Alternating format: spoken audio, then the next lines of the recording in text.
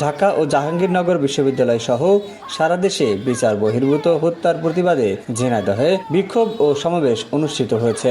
আজ বিকাল 4:30টায় শহরের উজির স্কুল মাঠ প্রাঙ্গণ থেকে একটি বিক্ষোভ মিছিল বের করে বাংলাদেশ সমাজতান্ত্রিক ছাত্র ফ্রন্ট ঝিনাইদহ জেলা শাখা। বিক্ষোভ মিছিলটি শহরের প্রধান সড়ক প্রদক্ষিণ শেষে শহরের প্রাণকেন্দ্র পোস্ট অফিস মোড়ে যে সমাবেশ শেষ করে।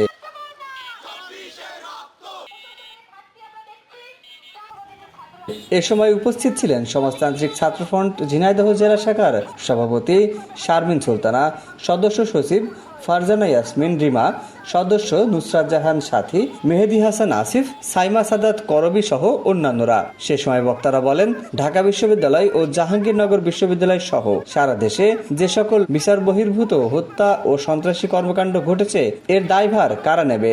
সমাজ বিরোধী এহেন কর্মকাণ্ডের সাথে যারা জড়িত তাদের অনতিবিলম্বে শাস্তির আওতায় নিয়ে দেশের প্রচলিত বিচার ব্যবস্থাকে স্বাভাবিক রাখতে হবে।